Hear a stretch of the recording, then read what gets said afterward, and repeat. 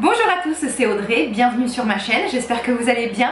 Aujourd'hui, je vous partage mes 5 meilleures habitudes qui ont complètement changé ma peau. Pour ceux qui ne me connaissent pas, j'ai bientôt 38 ans, j'ai souffert d'acné très sévère pendant de nombreuses années, c'est-à-dire de mes 11 ans jusqu'à mes 25 ans environ. J'ai toujours eu la peau grasse, tendance à avoir des imperfections et avec les années qui passent, d'autres problématiques telles que les ridules, les rides, les taches pigmentaires qui sont arrivées et qui se sont greffées à toute cette problématique-là. Donc j'ai développé des petites astuces, des conseils soins que je vous partage tout au long de mes vidéos. D'ailleurs, je vous mettrai en barre d'infos mes meilleures astuces et conseils que je vous ai partagés sur ma chaîne. Et aujourd'hui, j'avais envie de vous partager 5 habitudes, donc j'essaie de n'en choisir que 5 qui ont vraiment changé ma vie, ma peau plutôt, mais carrément changé ma vie, parce que quand on souffre de problèmes de peau, c'est toute son image, toute l'estime de soi qui est en jeu, et je sais à quel point on peut souffrir de se sentir mal dans sa peau, comme on dit. Comme d'habitude, si cette vidéo vous a plu, je vous invite à partager un petit pouce en l'air. Si vous avez des questions, les commentaires sont là pour ça, je vous réponds toujours avec grand plaisir.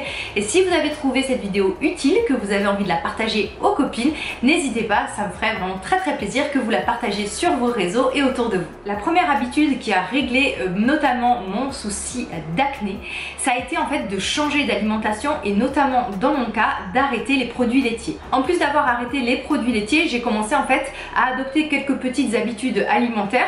Au début c'était plus d'un point de vue santé, puisque je portais la vie, donc j'étais enceinte de mon premier enfant, et bien sûr on arrête d'être égoïste, on pense à son enfant avant tout. Et là où je n'avais pas du tout réussi avant à changer mes habitudes alimentaires avec la grossesse, et bien voilà, j'avais une nouvelle motivation, et donc j'ai pu concrètement adopter de meilleures habitudes alimentaires, avoir une alimentation de meilleure qualité. Et donc c'est passé par l'arrêt ou la diminution en fait des produits laitiers, une augmentation de tout ce qui est légumes crus. Alors quand je dis légumes crus, c'est-à-dire que je prends l'habitude au début de mes repas ou à chacun de mes repas d'avoir des légumes crus, tout simplement pour préserver en fait les vitamines, les nutriments qu'ils contiennent.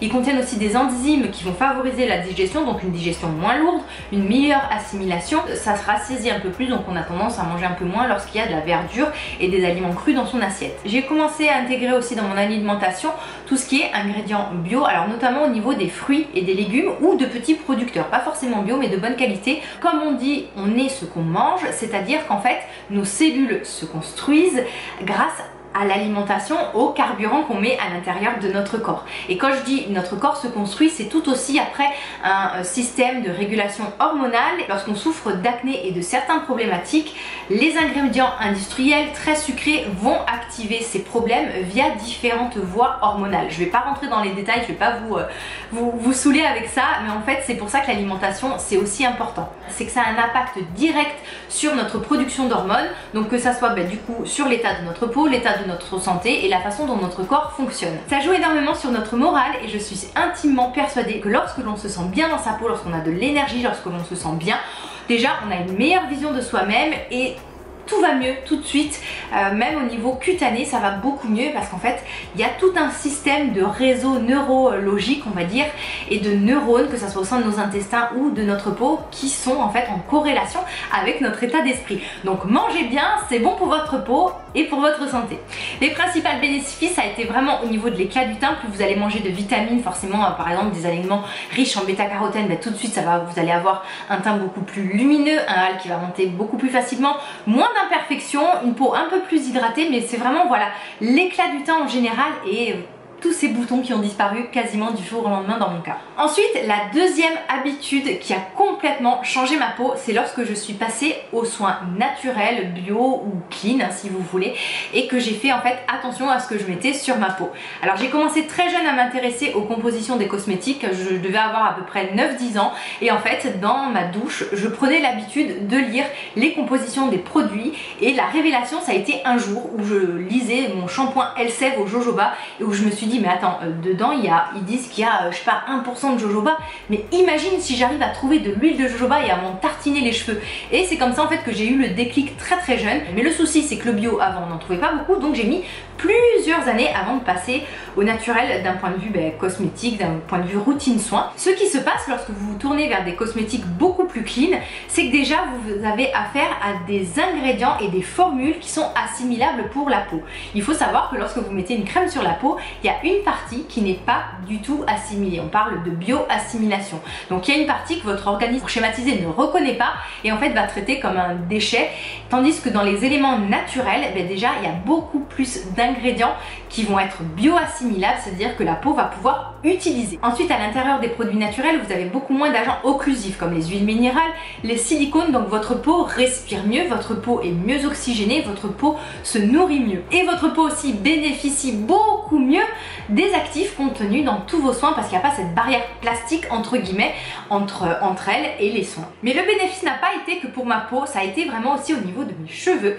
Donc j'ai toujours eu quand même un cheveu fin, assez long, mais par contre je n'arrivais pas à dépasser une certaine longueur parce que j'avais les cheveux extrêmement fourchus, très gras. Donc ils ont tendance quand même encore à être gras mais beaucoup moins qu'avant. Mais surtout lorsque je suis passée au no silicone, vraiment mes cheveux ça y est, ils ont commencé à pousser. J'ai eu de moins en moins de fourches et je puis les avoir jusqu'à la taille, voire même un peu plus bas désormais. J'ai gagné en volume, en qualité de cheveux, en épaisseur, en brillance. Ça a totalement changé ma chevelure. Et si vous voulez plus d'astuces pour les cheveux, je vous renvoie à ma playlist. Vous allez voir, j'ai fait des tas de vidéos sur le sujet, que ça soit mes achats, mes produits préférés, les petites astuces voilà, diverses et variées, et aussi sur tout ce qui est coloration végétale, parce que ça aussi ça a grandement changé ma nature de cheveux. Et au niveau du make-up, parce qu'il faut en parler, mais je suis venue quand même sur le tard, parce qu'il y a 10 ans de ça, le make-up bio c'était pas top. Maintenant on arrive à trouver des super produits. Et bien tout simplement en mettant des produits pareil, encore moins occlusifs, avec moins de silicone, forcément la peau respire mieux, donc elle est plus jolie, elle est plus saine.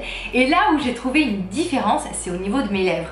J'ai les lèvres qui sont extrêmement déshydratées. Pour info, j'ai fait 5 fois le Roaccutane dans ma vie, donc j'ai de nature des lèvres qui sont complètement desséchées. Et lorsque je suis passée au maquillage naturel, dans les rouges à lèvres, à la place des cires synthétiques, vous avez des cires végétales, des beurres de karité, des beurres de cacao, des huiles végétales aussi qui font qu'en fait vos lèvres sont naturellement hydratées grâce aux produits que vous utilisez. Il faut savoir qu'un gloss synthétique et conventionnel a tendance à déshydrater les lèvres, même si pourtant lorsqu'on applique on a la sensation au début que ça hydrate, mais en fait sur du long terme ça a tendance à déshydrater. Avec les gloss naturels c'est pas du tout le cas, et pareil avec les rouges à lèvres, alors selon la formulation bien sûr.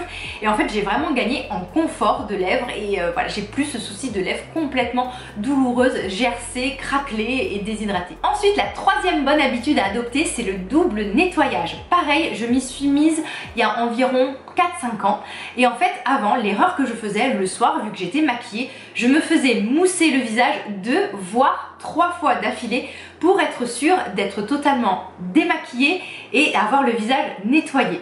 Et en fait je ne comprenais pas que en passant par l'étape maquillage avec des soins beaucoup plus doux tels que les laits, les huiles, les baumes démaquillants, ma peau allait être tout aussi bien démaquillée, mais elle n'allait pas être agressée. En fait j'avais la peau tellement grasse que j'avais peur qu'en apportant encore du gras sur ma peau, qu'il allait avoir des imperfections qui allaient apparaître, mais alors pas du tout, bien au contraire.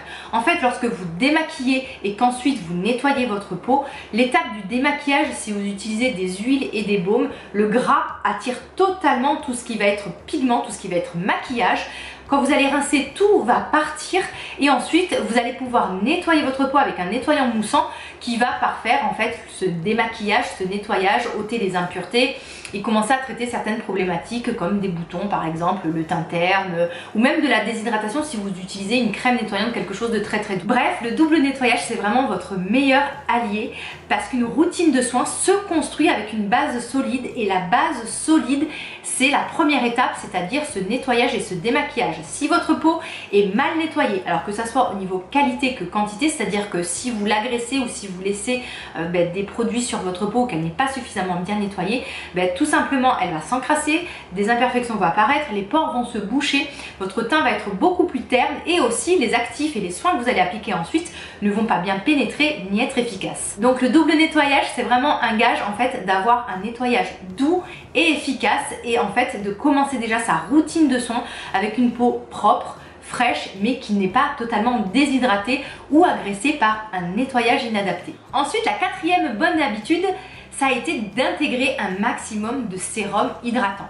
Donc j'utilisais régulièrement des sérums, mais pas forcément des sérums hydratants parce que j'étais focalisée toujours sur mes imperfections ou des taches pigmentaires, en général c'était les imperfections, les microkystes, les pores dilatés. Et en fait je ne voyais pas l'intérêt d'utiliser des sérums hydratants parce que je me disais j'ai la peau grasse donc j'ai pas forcément besoin d'hydratation. Ma peau elle est tellement grasse qu'elle ne manque pas d'eau. Mais alors j'avais totalement faux parce que le sébum ça apporte du gras, ça n'apporte absolument pas de l'eau. Et en fait j'avais la peau assez déshydratée, donc ça se marquait par des petites ridules de déshydratation. Parfois aussi le fait d'avoir des pores très dilatés ça peut être un signe de déshydratation. Et en fait en apportant des sérums hydratants, un maximum de sérums légers qui ne contiennent que de l'eau, ma peau en fait s'est naturellement régulée, c'est-à-dire que j'ai commencé à produire beaucoup moins de sébum. Et puis tout simplement j'avais beaucoup moins de ridules de déshydratation, une peau qui paraît plus jeune, plus gonflée, plus belle, plus saine tout simplement. Donc ne zappez surtout pas cette étape, que ça soit au niveau des sérums que vous pouvez utiliser matin et ou soir, ou même des masques hydratants. Même si vous avez la peau grasse, ne vous privez pas des soins hydratants qui apportent de l'eau et c'est essentiel à la beauté de la peau. Et je vous renvoie sur mes 2 vidéos que j'ai faites sur la déshydratation. Vous trouverez tous les conseils et tous les soins adaptés si vous souffrez de déshydratation et que vous ne savez pas trop vers quoi, quelles habitudes prendre et vers quel produit vous tournez. Et enfin la 5e bonne habitude que j'ai depuis environ 2 ans, vraiment ça fait 2 ans que je m'y tiens été comme hiver, c'est de protéger ma peau du soleil. Je dois vous dire que comme j'avais la peau mate, je ne voyais pas trop l'intérêt de protéger ma peau du soleil l'hiver, et surtout qu'on se dit toujours l'hiver il y a moins de luminosité, il y a moins de soleil, la peau est moins exposée aux méfaits de celui-ci, mais en fait c'est complètement faux parce qu'en fait même si les UVB, donc ceux qui sont responsables en fait de la brûlure on va dire et du bronzage ne sont pas présents en hiver, les UVA qui sont responsables des dommages et vraiment des lésions au niveau de la peau, eh bien sont tout aussi présents en hiver, même lorsque c'est couvert. Donc en fait c'est très important si vous voulez prendre soin de votre peau de la protéger toute l'année du soleil. Le soleil c'est la première cause de vieillissement. Donc si vous voulez protéger des taches, des rides, de la déshydratation, du teint terne, protégez-vous du soleil. Des imperfections aussi. Parce qu'en fait une peau qui est trop exposée au soleil va être déshydratée, elle va s'épaissir et donc du coup on a souvent l'effet rebond. Alors ça c'est surtout un phénomène qu'on observe l'été en fait à la rentrée où on a ce phénomène de rebond. Désormais je protège ma peau tout l'hiver. Ça m'évite d'avoir des taches pigmentaires et en fait hélas j'ai attendu d'avoir des taches pigmentaires pour me protéger. Mais alors si j'avais su j'aurais été beaucoup plus prudente avant parce qu'en fait les taches pigmentaires ça arrive très vite mais c'est une véritable galère pour s'en débarrasser, c'est très long. Si vous avez des taches pigmentaires soyez vraiment patiente, les traitements sont super longs, parfois ça prend 6 mois, 1 an voire plus. Ça arrive très vite une tache mais c'est très long à faire disparaître. Donc écoutez-moi, il existe désormais sur le marché, je vais vous faire une super vidéo bientôt résumée qui vous présentera des super solaires que vous pourrez porter tous les jours. Il existe désormais des solaires qu'on peut porter sous le maquillage avant d'aller bosser.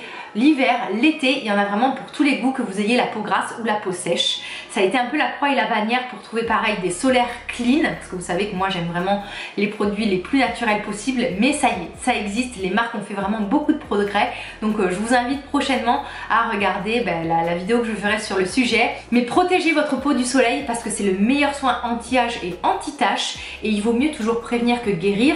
Une fois que les rides sont installées et les taches sont installées, c'est très difficile de faire machine arrière. Cette vidéo est terminée, je vous invite à partager quelles sont vos astuces à vous parce que je suis sûre que vous avez plein de petits secrets de beauté et ça serait génial que toutes on partage et on mette en commun un peu toutes nos astuces pour qu'on se sente un peu mieux dans notre peau, un peu plus jolie.